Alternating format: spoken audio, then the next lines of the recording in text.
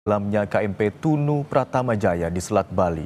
6 orang tewas dan 30 orang lainnya selamat setelah terapung di lautan selama lebih dari 6 jam.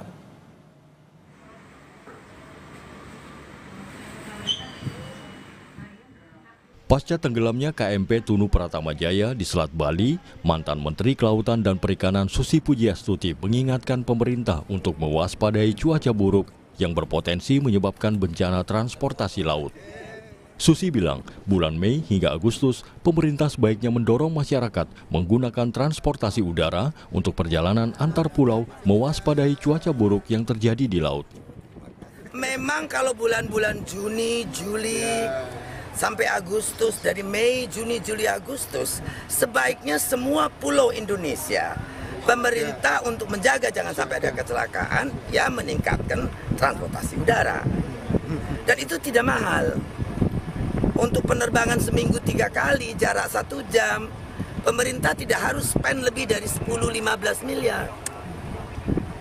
Jadi pada saat bulan-bulan itu, ya membantu masyarakat. Kalau bulan-bulan seperti ini memang ombak laut kita, apalagi itu selat ya. Hingga saat ini, tim SAR gabungan masih terus berupaya mencari 29 penumpang KMP Tunu Pratama Jaya yang tenggelam di Selat Bali. Tim SAR gabungan menyusuri titik lintasan kapal sebelum tenggelam. Menggunakan kapal milik Basarnas, penyisiran di perairan Selat Bali dimulai dari pelabuhan aspal Tanjung Wangi menuju ke tengah laut sejauh 20 mil. Upaya pencarian juga dilakukan melalui jalur udara, namun hingga kini pencarian 29 korban dan bangkai kapal Tunu Pratama Jaya belum membuahkan hasil. Cuaca yang tidak bersahabat di Selat Bali menjadi kendala dalam upaya pencarian korban. 30 orang selamat dan 6 lainnya ditemukan dalam kondisi meninggal dunia dalam tragedi tenggelamnya KMP Tunu Pratama Jaya di Selat Bali.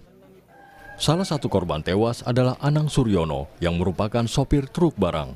Saat musibah terjadi, Anang Suryono sedang bertugas untuk mengantarkan barang dari Mojokerto ke Bali. Korban sempat berkomunikasi dengan keluarganya sesaat sebelum naik kapal. Sosok Anang yang penyayang dan bekerja keras membuat keluarga merasa amat terpukul dengan kejadian ini.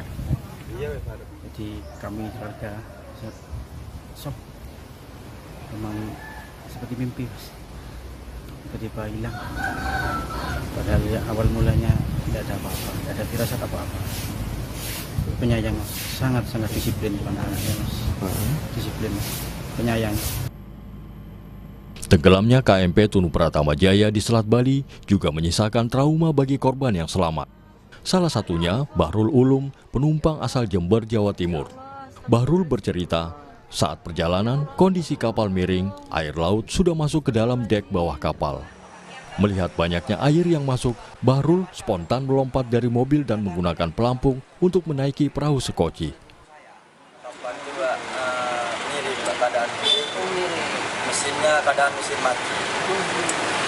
Itu kejadiannya nggak lama, sekitar 3 menit kejadiannya. Langsung kembali. miring kembali.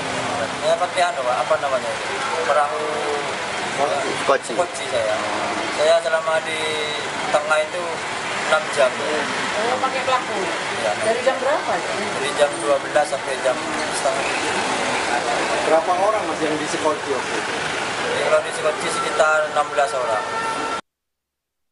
Komite Nasional Keselamatan Transportasi melakukan investigasi penyebab tenggelamnya KMP Tunu Pratama Jaya di Selat Bali. KNKT mulai mengumpulkan video media sosial, berikut kelayakan kapal, surat persetujuan berlayar, serta alat keadaan darurat seperti pelampung, sekoci, hingga peralatan tanggap darurat saat kapal terjadi kecelakaan. Terjadi kapalnya tenggelam, apapun sebabnya kita belum tahu. Tapi ketika kapal tenggelam ini, kan kru kapal dilatih bagaimana melakukan tanggap darurat. Nah, apakah tanggap daruratnya sudah sesuai dengan SOP yang berlaku enggak? Terus kemudian alat keselamatannya. Di kapal itu ada alat keselamatan, ada namanya life craft atau rakit penyelamat ya. Di Pelabuhan Gilimanuk, sejumlah keluarga korban KMP Tunu Pratama Jaya masih bertahan di pelabuhan. Mereka menanti adanya mukjizat dari Tuhan, berharap keluarganya dapat ditemukan. Pencarian korban tenggelamnya KMP Tunu Pratama Jaya di Selat Bali masih terus dilakukan. Dari 53 penumpang dan 12 kru kapal, 29 orang masih dalam pencarian. Tim Liputan